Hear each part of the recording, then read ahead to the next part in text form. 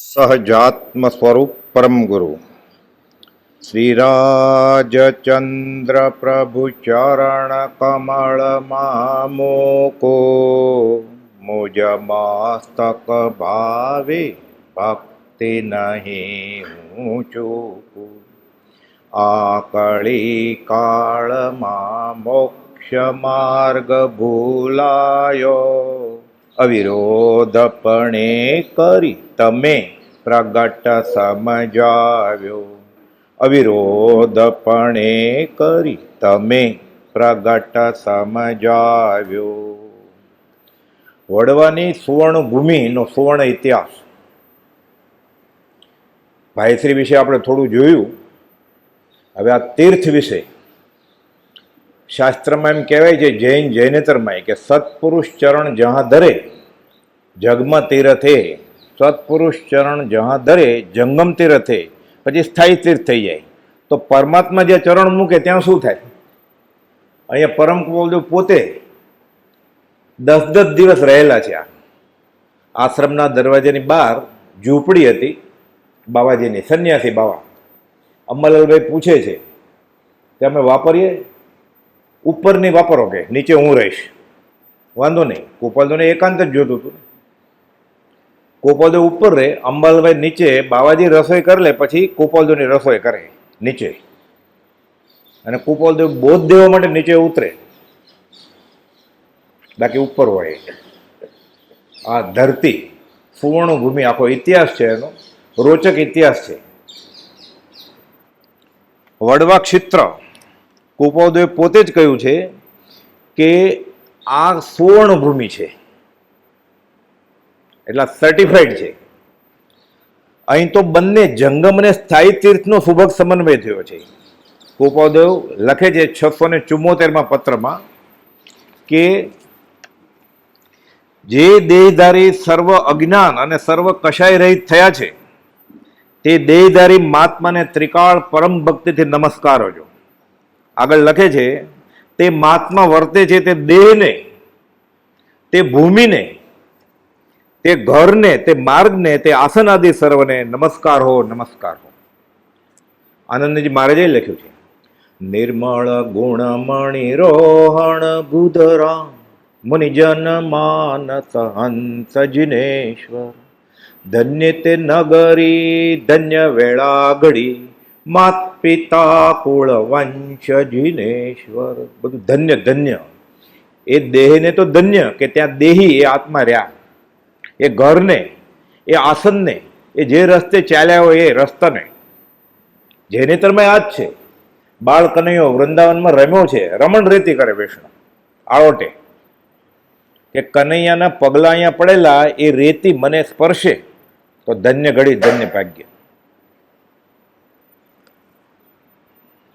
વડવા આશ્રમના મુખ્ય દરવાજા બહાર અત્યારે જે રાજકુટીર છે ત્યાં વડ અને વાવ, એટલે આ ગામનું નામ કે વડવા નથી, ગામનું નામ તો મેથપર, પણ વડ અને વાવ એટલે વડ વાવ. વાવ હજી છે, એ મૂળ વડ નથી અત્યારે. વડ અને વાવ આવેલો હોય આ સ્થળ વડવા તરીકે ઓળખાતું આ રાજકુટીર જ ઐતિહાસિક સ્થાન છે, જ્યાં ઓરડી પલ પહેલે માળે પરમ કુવલદેવ નિવૃત્તિ અર્થે પધારેલા. આપણે સમજ શિખર જાય ને, રાજગુરુ જાય પછી દર્શન કરીએ બધા. કુવલદેવ પોતે જ હતા અહીંયા. અહીંયા બોધ આપ્યો છે, અહીંયા રહ્યા છે, અહીંયા આત્મા અનુસંધાનમાં રહ્યા છે, અહીંયા જમ્યા છે, અહીંયાથી વિચર્યા છે. આ રસ્તેથી સક્કરપારનો રસ્તો છે ને ત્યાંથી ચાલ્યા તળાવ કિનારે, ત્યાં બોધ આપે પછી. એટલે ધન્ય તે નગરી ધન્ય વેળા ઘડી માત પિતા કુળ વંશ જિનેશ્વર. આ રાજકુટીર જે ઐતિહાસિક સ્થાન છે, જ્યાં ઓરડી પર પહેલે માળે કૃપાલદેવ નિવૃત્તિ અર્થે પધારેલ અને નીચેની ઓરડીએ પૂજ્ય શ્રી અંબાલાલભાઈ રસોઈ પાણી વગેરેની વ્યવસ્થા કરતા હતા. તો કૃપાલદેવ અહીંયા શા માટે આવવું પડે મુંબઈથી? એ દિવાળીના દિવસોમાં રાળ જ આવે. દિવાળીના દિવસોમાં ઝવેરી દુકાન છોડીને બહાર આવે. સોનાની ઘરાકી કેવી હોય, હીરાની. ઝવેરી લોકોને ખબર હશે, ભાગીદારને ગમે. પણ ઉદય પ્રયોગ જોજો પૂતગલ ફરસના નિશ્ચય ફરસે સોય મમતા સમસા ભાવશે કર્મ બંધ ક્ષય હોય. એને ઉદય હોય એટલે આવે, વિચરે ઉદય આવું. સ્વરૂપ સ્થિત ઈચ્છા રહિત વિચરે પૂર્વ પ્રયોગ. અને પછી બોધ આપે અપૂર્વ વાણી પરમ શ્રુત સદગુરુ લક્ષણ યોગ. જો પૂતગલ સ્પર્શના નિશ્ચય સ્પર્શે હોય તે મુજબ જ્ઞાની ઈચ્છા રહિતપણે વિચરે છે. જ્ઞાનીનું અવતરણ જ માત્ર પોતાનું ઋણાનુબંધ પતાવવા અને જગત જીવોના ઉદ્ધાર અર્થ હોય છે. જન્મ્યા શ્રી ગુરુ રાજ જગતિત કારણે કરવા આમ ઉદ્ધાર વારી જાઓ વારણે. પૂછેલું કુપાલદેવને કે જ્ઞાની જન્મે શા માટે આત્મા અનુભવ થઈ ગયો પછી? એટલે કુપાલદેવ કહે છે કે પોતાના પૂર્વેના અમુક નિકાચિત અને ભોગવલી કર્મ હોય, આપણે તો એ ગણવાનું જ નહીં, આપણે તો જગતના ઉદ્ધાર માટે જન્મે એમ સમજવાનું. કદાચ જીનેશ્વર ભગવાનને ઉદય છે 24માંથી 20 તીર્થંકરના હતું. કર્મ ઉદય જીનરાજનો ભવિજન સહાયક થાય, આપણે તો સારું કુપાલદેવે સર્વસંગ પરિત્યાગ નહોતો કર્યો તો આપણને ખબર પડે કે ગુરુસ્થ દશામાં પણ આટલી ઊંચી દશાએ પહોંચી શકાય છે. એ તો આપણે વાટ જોઈએ કે પછીના ભવે અને પછીના ભવે જ્યારે દીક્ષા લેશું ત્યારે ધર્મ કરશું, પણ આને પછીના ભવે તો ક્યાં જવાનો છે? હવે આ વિચારીએ તો શેરડો પડે એવું છે. જો સમ્યક દર્શન છે એ જીવને તો મરીને સમકીથી દેવ થશે, સીધો તો મોક્ષે નહીં જાય. ક્ષાયિક સમકિત ને કેવળ જ્ઞાન તો નથી થયું એટલે મોક્ષે તો નહીં જાય. સમકિત નથી એમ માનીએ આપણે, નથી જ, જેને હોય એને નમસ્કાર. સમકિત નથી તો મનુષ્ય પછી મનુષ્ય થવું આ કાળે તો બહુ દુર્લભ છે. શાસ્ત્રમાં સિદ્ધાંત છે કે કેટલી વાર થાય, 8 વાર થાય ને એ બધું ઉપરા ઉપરી. એ તો કુપાલદેવ જેવા થાય જગતનો ઉદ્ધાર કરવાનો હોય તો. એટલે સમકિત દેવ નહીં થાય, ફરી વાર માણસ નહીં થાય. વધ્યું શું આપણે માટે?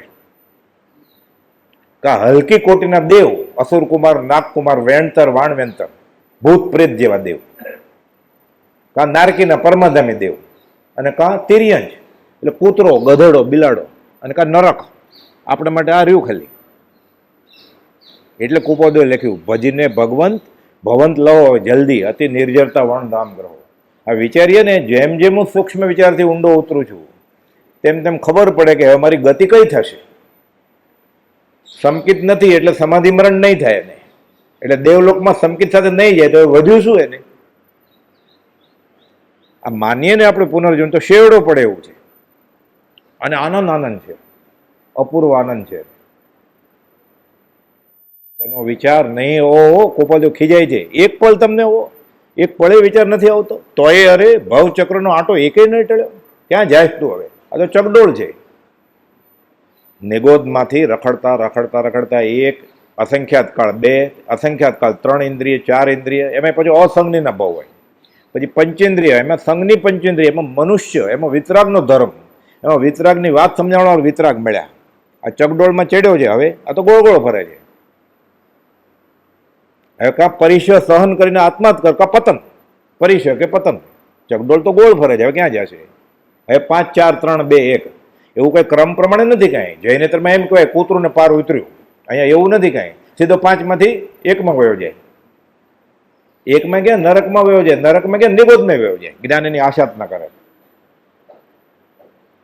બીજે કે કર્મ બાંધે તો મોટા દિવસ અહીંયા આવીને પાપ છોડે, અહીંયા કર્મ બાંધે હવે ક્યાં જાય? અન્ય ક્ષેત્રે કૃતમ પાપમ ધર્મ ક્ષેત્રે વિનશ્યતિ, ધર્મ ક્ષેત્રે કૃતમ પાપમ વજ્ર લેપો ભવિષ્યતિ. હવે ક્યારે છૂટશે? છૂટવાની જગ્યાએ બંધાય, હવે ક્યાં છૂટે? હવાડે આવેલી ગાય તરસી જશે પછી હવે છૂટશે ક્યાં? એટલે આમ તો કાળજાળ વૈરાગ્ય ઉપજે એવું છે, શેવડો પડે એવું છે. બધું બંધ થઈ જાય, નાચવાનું, કૂદવાનું, બેન્ડ વાજા, શરણાઈ બધું. પછી કોઈ ગાય? મોતનો દિવસ દેખાય સામે અને પછી શરણાઈ વાળાને બોલાવે, ધડિંગ કરાવડાવે. એટલે કુપાલદેવને લખવું પડ્યું ગાયન વિલાપ તુલ્ય છે. અને હજી 5 ઇન્દ્રના વિષયમાંથી જ બહાર નથી આવતો, એ ધર્મના ખાતામાં. વ્યવહારમાં તો જે કરે. જોજો પૂતગલ ફરસના નિશ્ચય સ્પર્શે સોય. આજ રાજકુટની પાવન રોડી કે જેની દક્ષિણ દિશાની બારીએથી કુપાલદેવે અંગુલી નિર્દેશ કરી ખંભાતના શ્રી ત્રિભુવનભાઈ માણેકચંદ અંબાલાલભાઈના સત્સંગી. તો અંબાલાલભાઈને કેમ ન કહ્યું? અંબાલાલભાઈ વૈયાવચમાં રસોઈ પાણી કરતા હોય, ત્યાંય ભેજ છે મોટો. અહીંયાથી 1.5 કિલોમીટર દૂર તો હાલીને પહોંચી જાય ઘરે. કુપાલદેવ 1 રોટલી ખાતા હતા અને 2 ચમચી ભાત, તો લઈ આવે તો ટિફિન ન ચાલે. એ અંબાલાલભાઈને લાવો લીધો, અપેવો કુપાલદેવે. એટલે જ્ઞાની આપણે પાસેથી સેવા લે ને, આપણે એટલા પુણ્ય હોય તો સેવા લે, આપણને મળે. અંબાલાલભાઈને એવા પૂર્ણ હતા કે જ્ઞાનીની સેવા કરવાની તક મળી. બધાને એવો પૂર્ણ હોય? અંબાલાલભાઈને હતા. એટલે 10 જગ્યાએ અમલભાઈ ગોપાલદેવની રસોઈ કરેલી છે, 10 સ્થળોએ. એમ વેટ નહીં, હા, એમ મૂકી દેવાનું ચૂલા ઉપર, એમ નહીં, વ્યવસ્થિત સ્વાદિષ્ટ કરે દૂધ પાક, અને ગોપાલદેવ ખાવાની મનાઈ કરે એને પાછા. બીજા બધા જમી લે, અંબાલાભાઈને આજ્ઞા ન આપે, એવી એવી મીઠાઈ રસોઈ બનાવતા હતા એ. મીઠાની જગ્યાએ સાકર ને સાકરની જગ્યાએ મીઠું ન નાખી દે કાંઈ, વ્યવસ્થિત વખાણે એવી. એમાં પાછા ગોપાલદેવ ઠપકો આપે, હવે 1 મહિના સુધી અમે જે ત્યાં સુધી શાક કરવાનું જ નહીં, સ્વાદ નહીં કરવાનો, ખાલી રોટલી ને કઠોળ. ત્રિભુવનભાઈ માણેકચંદ ઉપર હતા, એને કહ્યું કે આ ટેકરી, એટલે આપણે જે બેસા છીએ એ, આ ટેકરી તે સુવર્ણ ભૂમિ છે, અને ત્યાંથી ચંદ્રપ્રભુની સ્થાપના થશે. વાણી સાચી ઠરી. આ દુરંદેશી લબ્ધિ કહેવાય, આ લબ્ધિ વાક્ય કહેવાય. જે જ્ઞાની બોલે ને એનો ઉપયોગ ન મૂક્યો હોય, સહજ જ બોલે, ખરે વાણી, અને એ પ્રમાણે થાય. પછી વળી પૂજ્ય શ્રી અંબાલાલભાઈના મુનિમભાઈ કેશવલાલ, એટલે કૃપાળદેવની સેવામાં ઉપર કેશવલાલ મુનિમ હોય અને નીચે કૃપાળદેવની બધી વૈયાવત કરે, દૂધ પાણી, બોધ કેમ ગોઠવવો, બધા પ્રભુસિંહજી, સૌભાગભાઈ બધા આવ્યા હોય, ડુંગરસિંહ ગોસળિયા બધા આવ્યા હોય, એની વ્યવસ્થા પછી અંબાલાલભાઈને જ ગોઠવવું પડે ને. એ યજમાન હતા, બાકી તો બધા મહેમાન કહેવાય. અને સૌભાગભાઈ તો કૃપાળદેવ કરે 44 વર્ષ મોટા, એટલે વડીલ.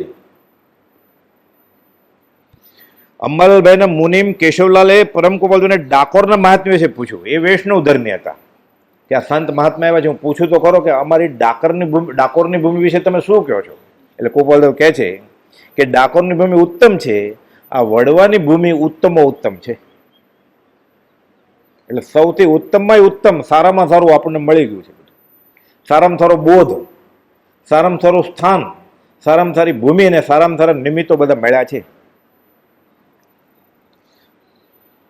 લખે છે ગોપાળદેવે 768માં પાના ઉપર છે વચનામૃતમાં, પૂર્વે સ્મૃતિમાં આવેલી વસ્તુ ફરી શાંતપણે સંભાળે તો યથાસ્થિત સાંભળે, એમ કઈ પોતાનું દ્રષ્ટાંત આપતા જણાવ્યું કે પોતાને ઈડર અને વસોની શાંત જગ્યાઓ સંભાળવાથી તદ્રુપ યાદ આવે છે.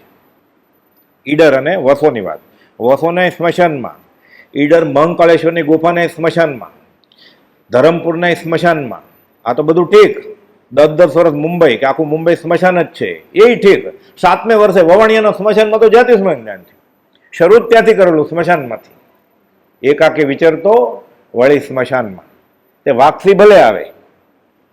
અમારે જાજાનો મેળાપ કરવો નથી, જાજાનો મેળાપ અને થોડા સાથે અતિ મેળાપ બંને સમાન દુઃખદાયી છે. ગોપાળદેવ કે આ મારો બેસ્ટ ફ્રેન્ડ છે, મરી ગયો. જાજાનો મેળાપ અમારે બહુ ઓળખાણ છે, અને થોડા સાથે અતિ મેળાપ બંને સમાન દુઃખદાયક છે. આપણે બે સેવીએ છીએ અને કરીએ છીએ, અને કૃતકૃત્ય માનીએ છીએ કે અમારે બહુ ઓળખાણ સોનાની ખાણ. કવિતા બહુ, આ બધી લોકવાયકા છે, અહીંયા તો જ્ઞાની કે એ માનવું પડે. પૂર્વે સ્મૃતિમાં આવેલી વસ્તુ ફરી શાંતપણે સંભાળે તો યથાસ્થિત સાંભળે, એમ કઈ પોતાનું દ્રષ્ટાંત આપતા જણાવ્યું કે પોતાને ઈડર અને વસોની શાંત જગ્યાઓ સંભાળવાથી તદ્રુપ યાદ આવે છે. તેમજ હવે વડવાની વાત, ખંભાત પાસે વડવા ગામે સ્થિતિ થઈ હતી, ત્યાં વાવ, પછી થોડી ઊંચી ભેખડ, પાસેથી વાડ આગળ ચાલતા રસ્તો, સક્કરપુરાનો રસ્તો, પછી શાંત અને શીતળ અવકાશની જગ્યા, હજી તળાવ છે ત્યાં, શાંત શીતળ અવકાશની જગ્યા હતી.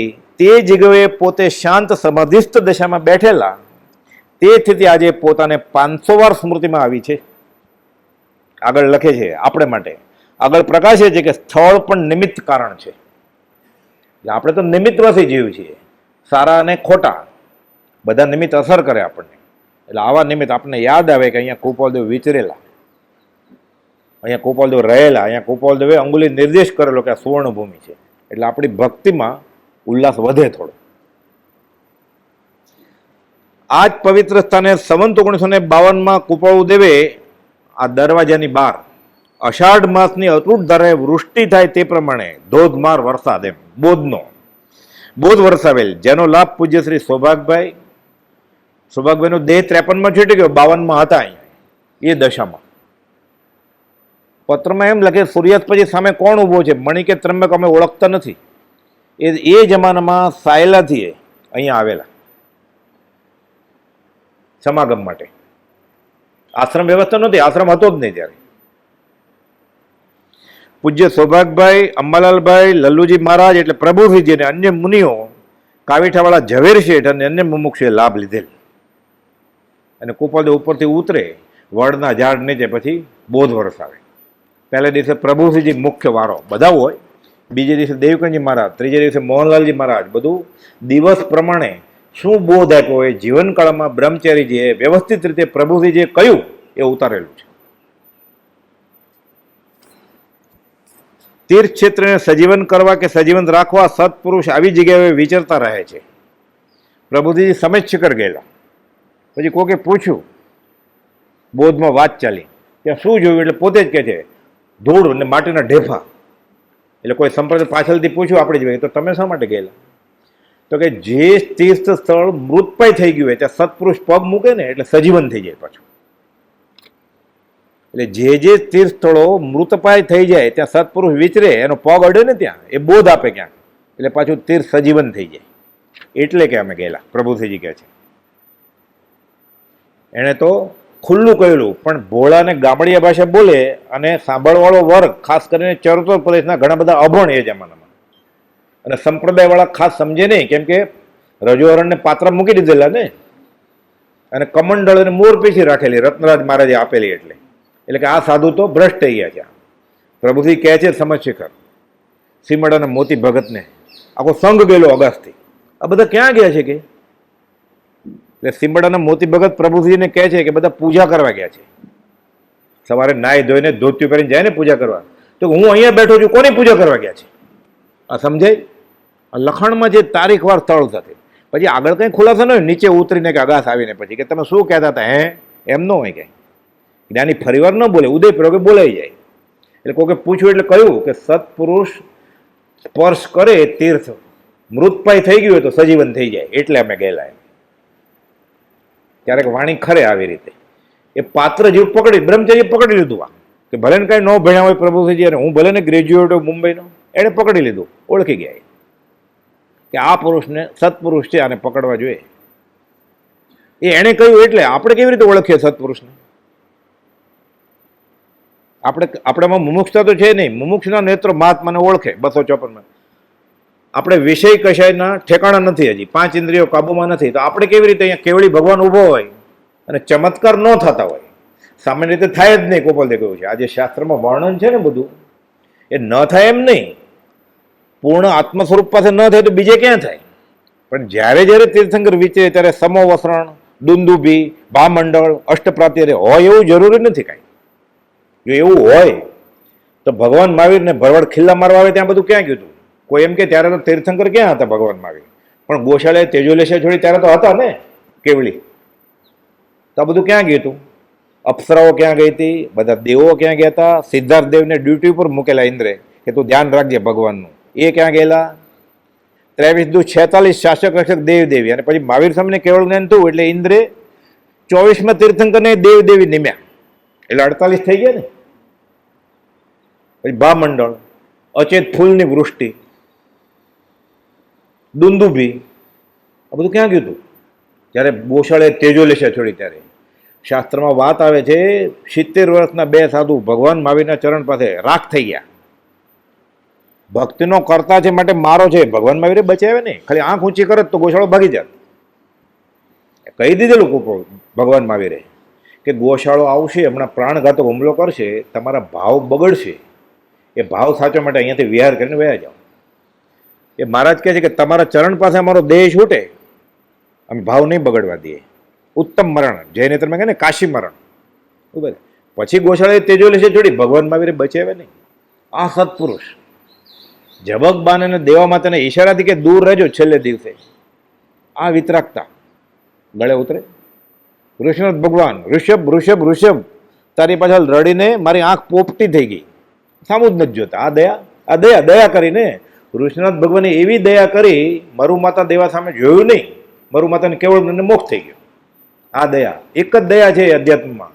પોતે અને સામેવાળો જીવ વહેલો વહેલો સંસારના જન્મ મરણના પરિભ્રમણથી છૂટે. એને અનુસંધાનમાં જે કાંઈ હોય નિમિત્તો, એ એકાંતે નિષેધવા યોગ્ય નથી. મૂળ આ દયા કે સામેવાળોને હું છૂટું, આ દયા. એ કુપોદોને કરુણા ઉપજે જોઈ.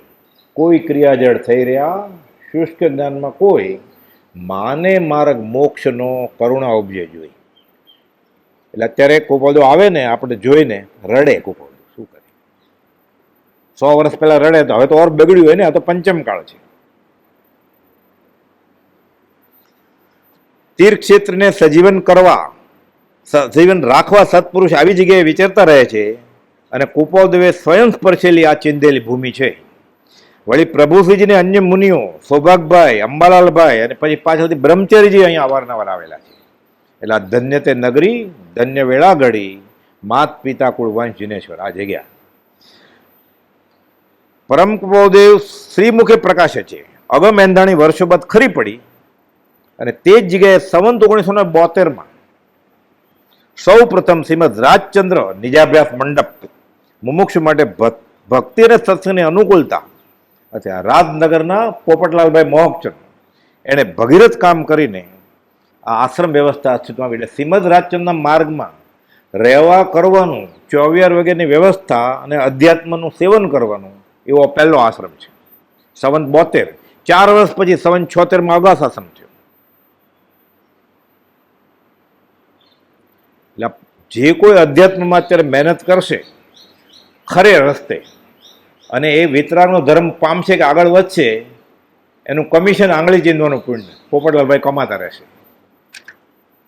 શાસ્ત્રનો નિયમ છે આ. કરવું, કરાવડાવવું, કરતા પ્રત્યે અનુમોદન કરવું. એટલે એ ભૂમિ છે આ. કેવી વ્યવસ્થા છે. ઉકાળેલું પાણી મળે, રાત્રિ ભોજનનો ત્યાગ એ મળે, બધું મળે. અને સાથે સ્વ અધ્યાય, નિજ અભ્યાસ, આત્માનો અભ્યાસ થાય. પધારો મોક્ષુ પ્રાવણા અહીંયા આમંત્રણ આપે છે પાછા. હમણાં આગળ આવશે. અહીંયા તો એવી વ્યવસ્થા હતી કે ખંભાત રેલવે સ્ટેશનનો ઘંટ પડે ને પછી ભોજનાલયનો ઘંટ પડે કે ટ્રેન ગઈ એમ. એટલે મોમોક્ષુ કોઈ આવે તો ભૂખ્યો ન રહી જાય. પહેલાં ભૂખા પેટ ભજન ન હોય ગોપાલા. ભૂખા પેટ કેમ ભજન થાય? એટલે જમે પછી ઘંટ મારતા. પધારો મુમુક્ષુ પણ. મુમુક્ષુ આવે એટલે શ્રીમદ રાજચંદ્ર યાદ આવે ને. પ્રભુજી કહેતા મુમુક્ષુ અમારે માથાના મુગટ છે. અમે મુમુક્ષુને જોઈએ એટલે કૃપાદો યાદ આવે છે અમને. મુમુક્ષુ હોય તો કાળ દોષ કળીથી થયો નહીં મર્યાદા ધર્મ. એવું જૈનેતરમાં કહ્યું છે. ચિત્રકૂટ કે ઘાટ પર ભઈ સંતન કી ભીડ, તુલસીદાસ ચંદન ઘસે તિલક કરે રઘુવીર. જે જે આવે છે ચિત્રકૂટના ઘાટ ઉપર બધામાં રામ દેખાય છે તુલસીદાસને. તો શું વિચાર? ચંદન ઘસી ઘસીને તિલક કોને કરે છે? રઘુવીરને, રામને. એને એમાં રામ દેખાય છે. કુપાલદેવના સાચા ભક્તોમાં ભાઈશ્રીને, પ્રભુશ્રીજીને શ્રીમદ રાજચંદ્ર દેખાય છે. એ મુમુક્ષુને ધન્ય કે જેમાં રાજચંદ્ર દેખાતા હોય.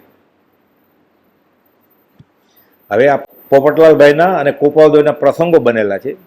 કાવીઠા સંવંત 54 આપણે વાત કરી હમણાં કે ઝવેર શેઠને ઘરે એ રીતે આજ્ઞા સાથેનો સમાગમ પહેલો વહેલો થયો.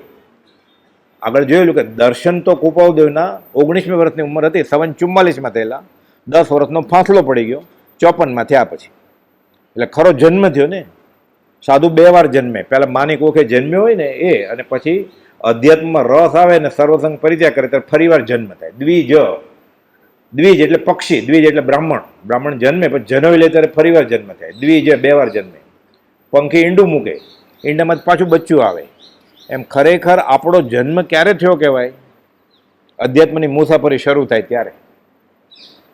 એટલે પ્રભુજી કહેતા પ્રભુજીનો જન્મદિવસ આસોવદ એકમ ને આત્મસિદ્ધિ રત્નનો દિવસ એ આસોવદ એકમ, કે આજે અમારો જન્મદિવસ છે. ખરેખર આત્મસિદ્ધિ મળી, અમે જન્મ્યા. હવે અનંતકાલથી મરતા જ હતા જન્મીને.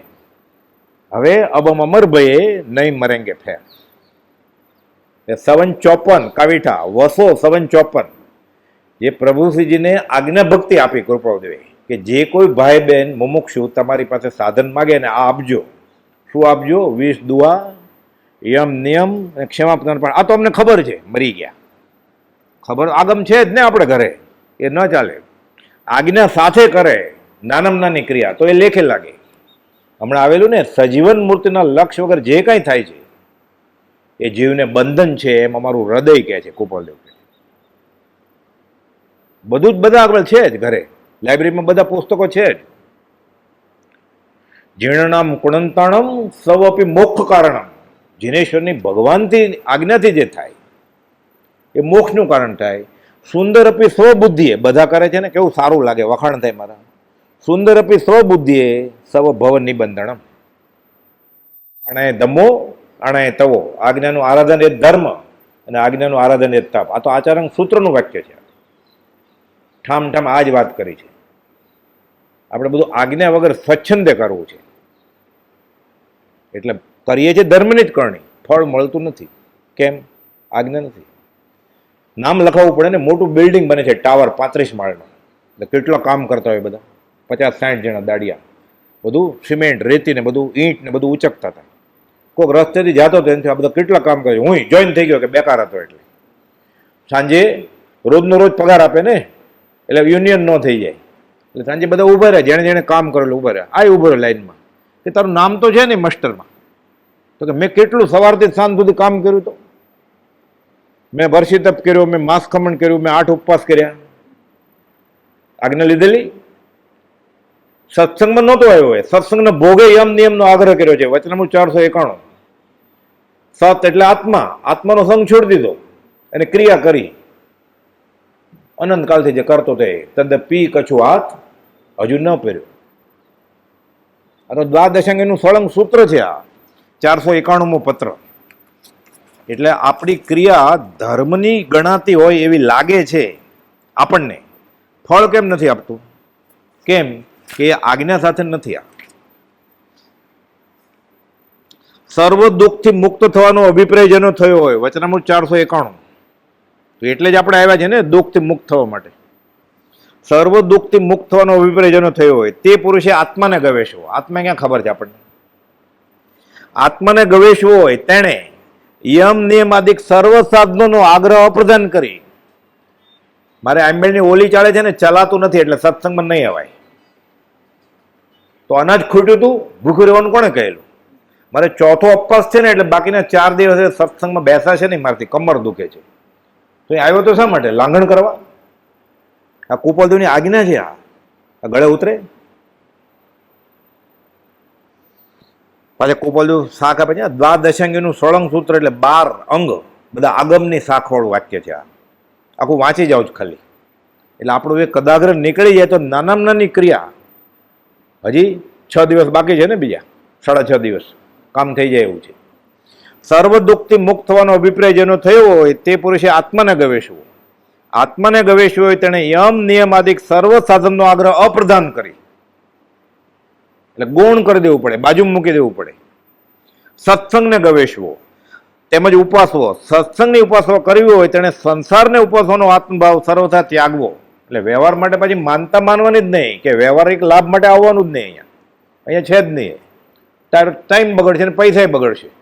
કમાવાનું છોડીને, ઓફિસ ધંધો નોકરી છોડીને અહીંયા આવશે એટલે વ્યવહારિક ગુમાવશે, સાથે આશા જ ન કરશે જ્ઞાનીની. એટલે ડબલ નુકસાન થશે. ઘરે રહ્યો હોત તો ઓછું નુકસાન થત ને. એટલે સંસાર ઉપાસવાની આત્મભાવ સર્વથે ત્યાગવો. પોતાના સર્વ અભિપ્રાયનો ત્યાગ કરે. ના અમને ખબર છે, પોતાના અભિપ્રાયનો ત્યાગ કરવો પડે. ના અમે આમ કરીએ છીએ, આટલા વર્ષોથી અમે કરીએ છીએ. નરસિંહ મહેતા કહે છે અનંતકાલથી જેવું રખડ્યો મંજિલ આવી જ નહીં. નક્કી રસ્તો ખોટો પકડ્યો છે. જો બરોબર કરતો તો છૂટી ગયો હોત ને. એટલે ભૂલ થાય છે ક્યાંક.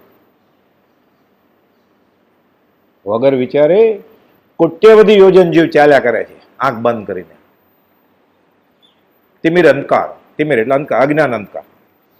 પોતાના સર્વ અભિપ્રાયનો ત્યાગ કરી હું જાણું છું એ મારું અભિમાન જ્ઞાની પાસે રાખવું. સત્પુરુષને સત્પુરુષના વચન વખતે 522મા પત્રમાં અનંતાનુબંધી કશાયનો પ્રકાર છે એમ કહ્યું છે. અમારામાં આમ છે તો તમારામાં શું છે કુપોલદેવને નહીં ખબર હોય કે મહાવીર સ્વામીમાં શું હોય. એ તો હારે રહેલા, આંખો દેખાય અહેવાલ છે ને. ક્યારે ગળે ઉતરે? પૂર્વભોગ છે બુદ્ધિથી એ મનાય. અને કુપોલદેવ ભગવાન મહાવીરને મળેલા, આ મનાય તો વાર્તા આખી ખબર છે ને, વાર્તા તરીકે. પોતાના સર્વ અભિપ્રાયનો ત્યાગ કરી પોતાની સર્વશક્તિએ તે સત્સંગની આજ્ઞાને ઉપાસવી. હવે આગળ તીર્થંકર એમ કહે છે, હું નથી કહેતો, શ્રીમદ રાજચંદ્ર કહે છે, આગમ તીર્થંકર એમ કહે છે કે જે કોઈ તે આજ્ઞા ઉપાસે છે તે અવશ્ય સત્સંગને ઉપાસે છે, અને સત્સંગને ઉપાસે છે તે અવશ્ય આત્માને ઉપાસે છે, અને આત્માને ઉપાસના સર્વ દુઃખથી મુક્ત થાય છે. દ્વાદશાંગીનું સળંગ સૂત્ર એટલે બધા આગમમાં તીર્થંકરે આ લખ્યું છે, એકમાં નહીં, 12 અંગમાં.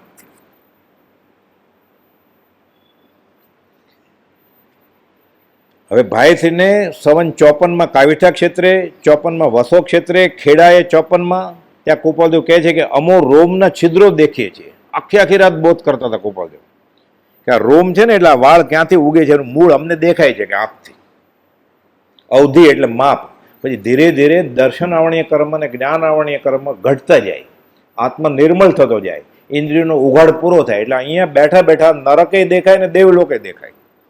કૃપાલદેવ કહે છે, ભાઈશ્રી કહે છે પરિચય નોંધમાં કે અમને કૃપાલદેવે કહ્યું કે આખી રાત બોધ ચાલતો હતો ત્યારે કે અમને રોમના છિદ્રો દેખાય છે. આપણે વાંચવું હોય તો ચશ્મા ચડાવવો પડે છે. જગત જીવે કર્માદિના અચિરજ કછું ન લીના, આપ સ્વભાવ મેં અવધુ સદા મગનમાં રહેના. કૃપાલદેવ આખી રાત બોધ કર્યો કે તું આત્મામાં રહે, બહાર જોશો એ મુનિ તો વિક્ષેપનો પાર નથી, અંતરમાં ઉતરી જાઓ. નહીં તો શું થાય, નિંદા સ્તુતિ જનકી, વાર્તા વધુ ધનકી. ઈડરથી અમદાવાદ સવન 55માં કૃપાલદેવ પધાર્યા ત્યારે મહાવધમાં અમદાવાદમાં કૃપાલદેવના પુત્ર છગનભાઈ સાથે હતા. એટલે પોપટલાલભાઈ પરિચય નોંધમાં લખાવે છે આ બધા રોચક પ્રસંગો. છગનલાલભાઈને દેરાસરે દર્શન કરવા મોકલતા કહે કે આ છગનને છગન શાસ્ત્રી નામ પાડેલું કૃપાલદેવ, પૂર્વના સંસ્કારી હશે. કૃપાલદેવ ગુણ પ્રમાણે નામ પાડતા બધા. એટલે છગન શાસ્ત્રી કહેતા કૃપાલદેવ છોકરાને કે આ છગન શાસ્ત્રીને મોટા પરમેશ્વરના દર્શન કરાયો. મોટા પરમેશ્વરના, પોતે નાના પરમેશ્વર છે ને. હજી 4 કર્મ બાકી છે ને, નામ, આયુષ્ય, ગોત્ર ને વેદની 8 કર્મ ગયા છે. એ મોટા પરમાત્મા સિદ્ધ ભગવાન કે દેરાસરે જઈને મોટા પરમાત્માના દર્શન કરાવો છગન શાસ્ત્રીને, એટલે પોતે નાના પરમાત્મા છે. પોપટલાલ મહાપચંદે લખાવેલું છે. સાથે ટોકરસી દેવચંદ એટલે કૃપાલદેવના બનેવી પણ સાથે હતા. તેઓ કહેલ કે ઈડર મુકામે પરમ કૃપાલદેવ કાયકસદમાં લીન હતા અને વાઘ શાંતિથી ચાલ્યો ગયો હતો. 4 વખત કૃપાલદેવ વાઘ અને સિંહના સમાગમમાં આવ્યા છે. એ તારીખ વાર ને વ્યક્તિના નામ સાથે નોંધાયેલું છે. ખૂબીની વાત એ છે પાછા કૃપાલદેવ નામ પડે. મોહન આજે મગન કેમ નથી આવ્યો, આજે મગન કેમ નથી આવ્યો, એટલે ગઈકાલે કે પરમ દિવસે કે અઠવાડિયે પહેલા આવ્યો હશે ને, એટલે એક કરતા વધારે વાર તો આવ્યો જ હશે ને. એ બેસતા કૃપાલદેવ વાત કરતા, નામ પડ્યા હોય એટલે બાજુમાં આવીને બેસતા હશે ને વાઘ. આપણે વાઘ આવે એની સાથે કે બોલવા જાય તો મોઢું ફાડે વાઘ તો. પાંદડું ખરે સાંજના સૂર્યાસ્ત પછી ખડખડા રસ્તે તોય ડર લાગે કે નાગ ન હોય એમ. ઉત્તરસંડે નાગ આમ બેસે. કૃપાલદેવ કાસોગમાં હોય જાણે બહુ સાંભળે છે એમ. પહેલા મહાવીરે કહેલું ને બુજ ચંડકોશિક બુજ, આ બીજા મહાવીર ઉત્તરસંડાના નાગને સાંભળે જ શાંતિથી. જંગલી પાડા વિરસદના સૌભાગભાઈ છે, ડુંગરસિંહ ગોસળિયા છે, અંબાલાલભાઈ ત્રિભુવનભાઈ છે. કૃપાલદેવ કહે છે આ જંગલી પાડા લડતા લડતા આવે છે ને, હમણાં અહીંયા અમારી પાસે આવશે શાંતિ, કોને વિશ્વાસ આવે? એટલે કૃપાલદેવ ઉભા રહ્યા, સૌભાગભાઈ ઉભા રહ્યા, એને વિશ્વાસ. અંબાલાલભાઈ ઉભા રહ્યા, સૌભાગભાઈની પાછળ ડુંગરસિંહ ગોસળિયા 50-50 એ પાછળ ઉભા રહ્યા, સૌભાગભાઈની પાછળ, કે જે સૌભાગનું થાય મારું થશે. એ દૂર ઉભા રહ્યા, બાકી કોણ ઉભા રહ્યા? બધા ભાગી ગયા. આવ્યા જંગલી પાડા, તીર્થંકર જેવા અતિશય શાંત થઈ ગયા. કૃપાલદેવ કહેલું કે આ લડતા પાડા શાંત થઈ જશે. અવડા અવડા ડાંસ કરડે કાવીઠા, 1 ઇંચ જેવડા. મગન બાપા કહેતા અત્યારે એવડા છે નહીં કે ત્યારે અવડા થતા, એટલે 3 સેન્ટીમીટર લાંબા ડાંસ કરડે. કૃપાલદેવ કે ભલે ચારો ચરતા, પૂર્વનું દેવું ખરે છે. એટલે વાઘ સાથે, સિંહ સાથે, નાગ સાથે, આ ડાંસ સાથે, અને જંગલી પાડા વીરસદના. ઘોર ભયંકર વન વગડામાં ધ્યાન ધરે પ્રભુ રાજ ભવિયા, ધ્યાન ધરે પ્રભુ રાજ. મોહન મગન નામે વાગો આવી બેસે ઈડર ધામ ભવિયા, રાજ પ્રભુ ધરે ધ્યાન. લડતા પાડા શાંત થયા જ્યાં વીરસદ નામે ગામ ભવિયા, રાજ પ્રભુ ધરે ધ્યાન. ઉત્તર સંડે સર્પ સુણી બુજે જેના યોગે જાણ ભવિયા, રાજ પ્રભુ ધરે ધ્યાન. આટલું થયું ને ડુંગરસિંહ ગોસળિયા તો હતા કે શાસ્ત્રમાં મેં વાંચેલું કે ઋષિમત ભગવાન આમ ને મહાવીર સ્વામી આમ ને ચંડકોશો આવે ને બધું. ઋષભ આદિ વિશે વર્તી જે અપ્રતીત રાજચંદ્ર મળતા થકા પ્રત્યેક દીઠી શ્રી થઈ તે સુપ્રતીત કે અમે ચોપડા વાંચેલા ત્યારે અમને આ ચમત્કારિક વાત લાગતી હતી. અમે ગોપાલજીને જોયા એટલે લાગ્યું બરોબર કે આ આવા હોય તો એ મહાવીર સ્વામી સાથે હતો તો મહાવીર સ્વામીને હોય જ નહીં. એવું બીજા મહાવીરને હોય આવા બધા અતિશય તો પહેલા મહાવીરને હોય જ ને. રાજ ચમત્કૃતિ જીનવર જેવી અચળ કહે ઉગ્યો ભાણ ભવિયા રાજ પ્રભુ ધરે ધ્યાન. અચળ એટલે ડુંગરસિંહ ગોસળિયા અઢીલા હતા, આપણી જેવા હલ્લે જ નહીં. પહેલે ધડાકે તો ગોપાલજીનું માને જ નહીં એટલે સૌભાગભાઈને ક્યાંક વિક્ષેપ કરાવડાવે કે આ લખો એટલે સૌભાગભાઈ તરત જ ગોપાલજીને પૂછે. ગોસળિયો માનતો નથી કે અઢીલો છે. ગોપાલજી પાછો પત્ર લખે એ સમજે ધીરે એટલે ગોપાલજીએ નામ પડેલું અચળ હલ્લે નહીં ડુંગર એમ. ગોપાલજીના પત્રોની પ્રત કરવાની હોય ને એ અંબાલાલભાઈ બધી પ્રત કરે પણ સામાયિક લઈને કરે. તો સામાયિક ન કરવાનું કંઈ કહ્યું નથી. ગોપાલજી તો 3 પાઠ લખ્યા છે સામાયિકના, પ્રતિક્રમણના પાઠ લખ્યા, કરવાનું જ છે. પછી ઘણા બધા પત્રોનો ઉતારો કરવાનો હોય કે 4 પ્રત બનાવવાની હોય આત્મસિદ્ધિની 142 ગાથાની એક પ્રત કેટલી વાર લાગે એટલે ડબલ સામાયિક લે. એટલે ગોપાલજીને ખબર પડે એટલે ગોપાલજીનું નામ પડેલું વાણિયાભાઈ. એમનો તો કોઈ નહીં કરતા સામાયિક. એમ વવાણિયા પોપટલાલ મંજી બધી વાત લાવે કે આરજે આવ્યા છે તમે મોક્ષ મળો સમજાવવા હાલો મારી સાથે, સેવી ગળાનું સૂત્ર સમજવું છે એટલે બધી ખબરી હતા. એટલે વવાણિયા સમાચાર નામ પડેલું. દેવકીર્ણજી મહારાજને આગમનો બહુ અભ્યાસ, બધી શાસ્ત્રની વાત આગળ લાવે એટલે કે દેવ કિર્ણ કે બધું જ્ઞાન બહુ ભેગું કર્યું જ કરે ક્ષેવ પસંદ. પોપટલાલ મોક્ષ ને બહુ વાંચતા ને શાસ્ત્રનો અભ્યાસ મેટ્રિક પાસ છે ત્યારે જ હતો 19મી વર્ષે. એટલે કોઈક એવા જ્ઞાનીને ગોતતા હતા એટલે ગોપાલદેવે પોસ્ટકાર્ડ લખેલું એમ લખ્યું છે મહામા ઉપાધ્યાય પોપટલાલ મોહકચંદ. એમ બહુ વાંચતા એમ ઉપાધ્યાય યશોજી મહારાજ બહુ વાંચતા ને ક્ષેવ પશ્ચિમ જબરો હતો એટલે ગુણ પ્રમાણે નામ પાડતા ગોપાલ. ઈડરથી અમદાવાદ મોટા પરમેશ્વરના દર્શન કરી આવ્યો. ઈડર મુકામે કાયોત્સરમાં લીન હતા અને વાઘ શાંતિથી આવીને ચાલ્યો જતો. 56માં ધરમપુરથી અમદાવાદ ગોપાલદેવ આવ્યા. આપણે જે વાત કરીએ પાર્વતીબેનની તે બીજી વાત તે કોઈ ગોપાલને પૂછ્યું કે રાત રોકાઈ જાઓ એમ વિનંતી કરી. ગોપાલ રોકાશું કે પૂછવું હોય તો પૂછો. એટલે ગોપાલને પૂછે ધર્મ એટલે શું? ગોપાલ ધર્મ એટલે શાંતિ. વિભાવમાંથી આત્મા સ્વભાવમાં આવી જાય એમ ધર્મ. એ જનોઈ પહેરી હોય, અટક જોશી હોય, ભગવા પહેર્યા હોય, કાળા પહેર્યા હોય, ન પહેર્યા હોય એની સાથે સંબંધ નથી. ધર્મ એટલે શાંતિ. વિભાવમાંથી આત્મા સ્વભાવમાં આવે એમ ધર્મ. ગોપાલદેવ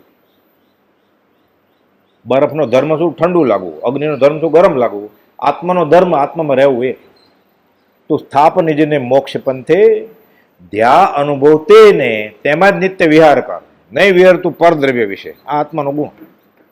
12 છે અનંત કર્મનો વ્યવસાય છે શુભ અશુભનો.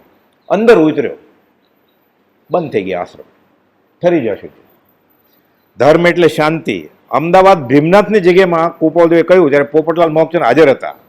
આજે બી વાવીએ છીએ સંકેતનું, ખોતરશો નહીં મુનિ, આગળ જતા બી ઉગશે. પ્રભુશ્રીજી અને દેવકંજી મહારાજને ખોતરે એટલે શું? બી ઉગાડે ને પછી ખાતર પાણી નાખે પછી અઠવાડિયે પછી જોયું જોઈએ ઉગ્યું છે નથી ઉગ્યું પાછું દાટી દે પછી અઠવાડિયે પછી જોઈએ બબલાઈ જાય એમ કહેવાય ચરોતરની ભાષામાં. એમાં છોડવો ઉગે નહીં.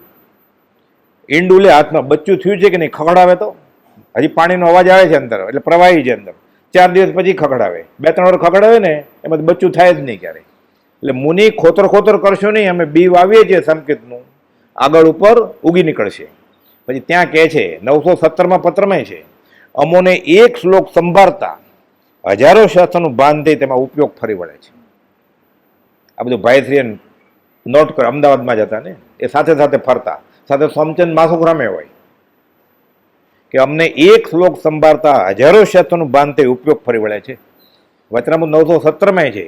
હવે આ ભેદી માર્મિક વાત છે એટલે આપણે પુણ્ય બોલીએ ને એટલે હજારો શાસ્ત્રમાં પુણ્ય વિશે શું લખ્યું છે ગોપાલદાને યાદ આવી જાય. આપણે મોક્ષ બોલીએ, આપણે દીક્ષા બોલીએ, આપણે કેવળ જ્ઞાન બોલીએ, આપણે ક્ષયિક સંકેત બોલીએ એટલે હજારો શાસ્ત્રોમાં ગોપાલદાનો ઉપયોગ ફરી વળે અને ખબર પડી જાય કે આ શાસ્ત્રમાં આ વિશે શું લખ્યું છે, નિયમસરમાં શું નિયમ છે, સમયસરમાં શું લખ્યું છે, બધું ખબર પડી જાય ને. ગોપાલદેવે 142 ગાથા લખી. હવે એક શ્લોક સંભાળતા હજારો શાસ્ત્રોમાં ઉપયોગ ફરી વળે. હજારો એટલે 1001 તો નહીં, થોડા વધારે હશે ને, પણ હજારો એટલે લાખે નહીં. આપણે વચમાં રાખીએ, તમારું નહીં મારું નહીં, 50,000 રાખીએ. 1001 નહીં અને 99,999 એ નહીં, વચમાં 50-50 એટલે 1.5 લાખ થયું. એક શ્લોક સંભાળતા 1.5 લાખ શાસ્ત્રમાં ઉપયોગ ફરી વળે તો 142 ગાથા એક આસને બેસીને 1.5 કલાકમાં લખે. 142 ગુણ્યા 1.5 લાખ, 71 લાખ શાસ્ત્રમાં ઉપયોગ ફરી વળ્યો. પછી આત્મસિદ્ધિ લખે છે ગોપાલદેવ. આ આત્મસિદ્ધિ શાસ્ત્ર છે, એ આપણને મળ્યું છે. અચિંત્ય તુજ મહાત્મ્યનો નથી પ્રફુલ્લિત ભાવ. જેને જેને પ્રફુલ્લિત ભાવ આવ્યો એ બધા પામી ગયા. આ પોતે કહ્યું છે, ભાઈશ્રી લખાયું છે પરિચયનું કે આ બોલેલા ગોપાલદેવ.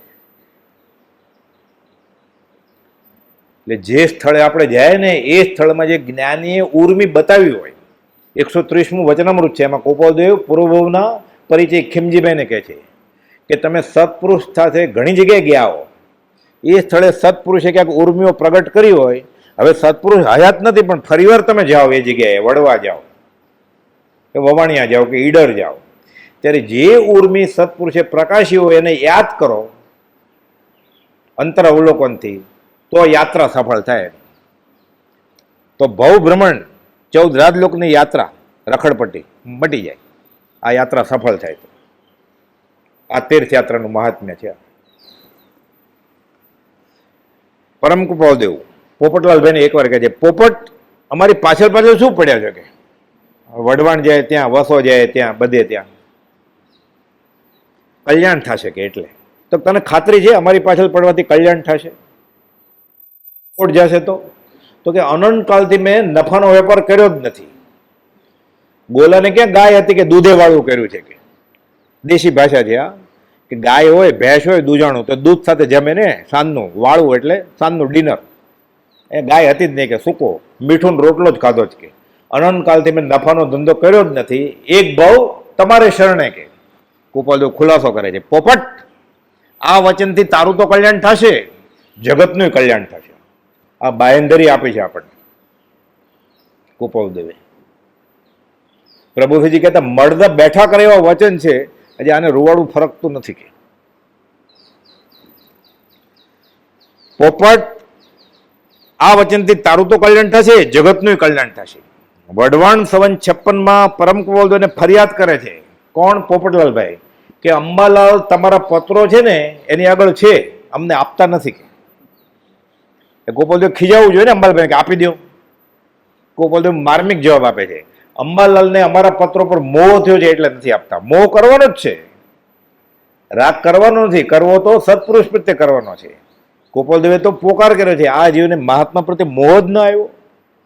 આ કેવી ઈશ્વરી અદ્ભુત નિયતિ છે. એટલે અંબાલાલભાઈને ગોપાલદેવના પત્રો પર મોહ આવેલો. એટલે આપણને વચનામૃત પ્રત્યે મોહ આવે ને તો આપણો મોહ આવે તો મોહનો ક્ષય થાય, પછી મોક્ષ થઈ જાય. પછી મોહનો ક્ષય એનું નામ મોક્ષ. એટલે રાગ કરવાનો જ છે આપણે. ગૌતમ ગંધર્વે કર્યો જ ને ભગવાન મહાવીરને. મહાવીર સામે તો ના પાડે, ત્યાં સ્વચ્છંદ થઈ જાય, મારે આજ્ઞામાં રહેવું પડશે, ત્યાં ન ચાલે. જ્ઞાનીને પગ દુખતા હોય આપણે દાબીએ કે નહીં દાબતો, હું આજ્ઞામાં છું, નહીં દાબું બસ. જ્ઞાની પડી ગયા રસ્તામાં ચાલતા ચાલતા, એને કીધું મને હાથ નહીં પકડતો, મારે મેળો ઉભો થાય. હા તમારી આજ્ઞામાં છું એટલે ભલે પડ્યા. એમ હોય ભક્તિમાં સ્વચ્છંદ ન હોય. કે પાછળ પાછળ શું આવો છો પ્રભુજીને ગોપાલદેવ, તોય પ્રભુજી જાતા જ પાછળ. અહીંયા ત્યાગ ભેળો, વૈરાગ ભેળો. અમે ત્યાગે નથી ભેળો, અમે વૈરાગી નથી ભેળો, અમે વિતરાગ ભેળો છે. તમે નડિયાદથી પગપાળા વિહાર કરતા કરતા પ્રભુજી ગયા. પાછળ દેવકની મારે તો માંદા ઓઢીને ધ્રુજતા ધ્રુજતા આવે છે. એ પાછળ પાછળ કેમ આવ્યા? કે તમને કહેવાનું બધું કહી દીધું છે. દર્શન સમા મુંબઈ ગયા ગોપાલદેવ ના દર્શન માટે સંવત 1949માં. ભગવાન મહાવીરની આજ્ઞા છે, જૈન સાધુએ અનાર પ્રદેશમાં જવાય નહીં. તમે કેમ આવ્યા? પ્રભુજી હાથ જોડે કે તમારા દર્શન સમાગમ માટે કહેતા હોય તો પાછો આવ્યો છો રહ્યો. પછી તો મહિનો બોધ આપ્યો ગોપાલદેવ કે રોજ આવશો તો વાંધો નથી ને, આટખીલી થાય છે તો કે ના આવવા દેશે. કે કેમ કે દેવકજી મહારાજ વ્યાખ્યાન આપે છે, ત્યાં બધા જમા છે, અમે આવતા રહીશું એકલા. આવજો. આત્મભાવના ભાવતા જીવ લે કે ત્યાં જ આપ્યું. સજાતનું પરમગુરુ અહીંયાથી આપ્યું, રાળતથી. અને પરમગુરુ નિર્ગન સર્વદેવ તો પ્રભુજી બનાવ્યો બ્રહ્મચારીજી માટે અને આપણા માટે. પછી 6 પદનો પત્ર પ્રભુજીએ લખાવડાવ્યો. ત્યાં જ્ઞાનીની આજ્ઞામાં છું. હરામ અનંતકાલથી આજ સુધી મેં એકો આજ્ઞા નથી માની, આવી આજ્ઞા માની લીધી. તમે ધંધો બગાડીને આવતા નહીં સત્સંગમાં, તમારી આજ્ઞા છે નહીં આવીએ, બસ અમે ધંધો કરશું, આજ્ઞા મનાય.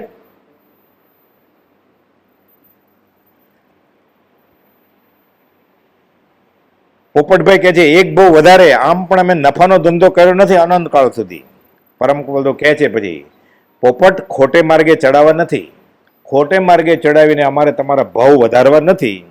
આ વચન તારું ને જગતનું કલ્યાણ કરશે. કે વઢવાણ 56માં પરમ કુવલદેવને ફરિયાદ કરી કે આ અંબાલાલ મને વચનનું પુસ્તક આપતા નથી. એટલે કુપાલદેવની આજ્ઞાથી જ કુપાલદેવની હયાતીમાં વચનામૃતની ચોપડી તૈયાર થઈ ગયેલી, લગભગ પોણું વચનામૃત તૈયાર થઈ ગયેલું.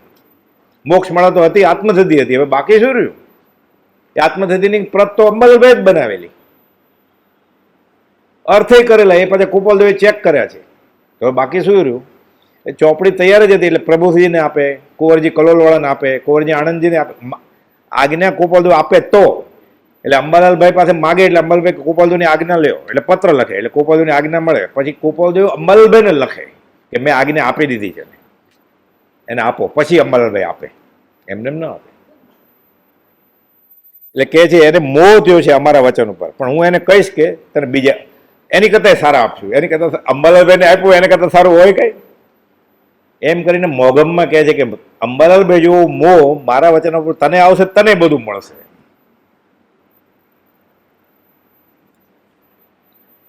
વિરહ અને નિવૃત્તિ માટે જગ્યા શોધતા હતા.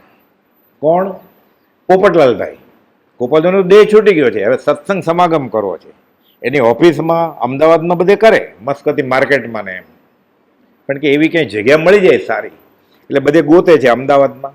પણ આ તો આપણું ગામ જ છે કે બધા ઓળખતા હોય. ત્યાં સંપ્રદાયવાળા હેરાન કરતા હતા, બધા એફિડેવિટ સહી કરાવતા હતા, બધી બહુ લાંબી વાત છે. જેવું પ્રભુજીને હેરાનગતિ કરી છે ને એવી પોપટલાલભાઈને કરી છે બધા. પ્રભુ સાધુ હતા એટલે વિચરે ઉદય પ્રયોગ. પોપટલાલભાઈ તો ઘર ગૃહસ્થી હતા, એટલે લખણમાં સહી કરાવ, કયો લખી દો હવે તમે ભૂલ કરી છે એમ. અને સંઘને મોભી હતા. હમણાં આવેલું ને સવારના સમાગમમાં કે કુપાલદેવ 10 વર્ષના ફાસલા પછી મળ્યા તો એક આખી રાત બોધ સાંભળ્યો, સવારે પાછા વયું જવું પડ્યું, પર્યુષણ હતું એટલે બધા ક્યાં મૂક્યા? સંઘ અને મૂકીને ક્યાં વયા ગયા? એ પાછા ગૃહસ્થ વયા ગયા, એમ જ કે ને. કેટલું ધ્યાન રાખવું પડે ને. ત્યારે તો સંપ્રદાયનું જોર બહુ હતું. હવે તો કોઈને કઈ સંપ્રદાયનો અભિમાન નથી, બધા ક્રિશ્ચન જ થઈ ગયા છે. એટલે કઈ વાંધો જ નહીં, ખાવાનું પીવાનું કપડાં પહેરવાનું. એટલે એ અભિમાની નથી રહ્યું હવે આર્ય સંસ્કૃતિનું. એક જ અભિમાન છે, હું અને મારો છોકરો અમેરિકા જઈ આવ્યા છીએ, અમે ત્યાં પાછા જવાના છીએ 6 મહિના પછી. આ અભિમાન છે ખાલી. અમદાવાદ, વસો, નરોડા, વટામણ, ઉત્તરસંડ અને ખેડા બધી જગ્યા ગોતે છે કે મેળ ખાતો નથી. અને કુપાલજીનું વચન છે 258માં, બીના નયનની વાત છે એમાં, તૃષાતુરને પાયાની મહેનત કરજો, અતૃષાતુરને તૃષા જાગે એવું ક્યાંક કરજો, ન જાગે એવું હોય તો શાંત રહેજો. આપણે મૌન રાખવાનું. પછી આપણે એમ લાગે સામેવાળા નહીં જાગે તરત તો મૌન રહેવાનું, આપણે નિમિત્તથી દૂર હટી જવાનું. પણ એની પાસે હતા ભાઈશ્રી પાસે તરસ્યા થયા હોય એવા, એટલે જગ્યા ગોતે છે. અને એમ કરતા કરતા પછી એમને એક સ્નેહી મિત્રના જમાઈની આ જગ્યા હતી કે આ લઈ લઈએ તો કે હા લઈ લે છે આ જગ્યા. પછી બધી લાંબી વાત છે. સ્ટીમરનો ભંગાર વેચાય ને એ ખરીદી લીધું, એના લાકડામાંથી દરવાજા બનાવેલા ને એવું બધું, બહુ લાંબી વાત છે.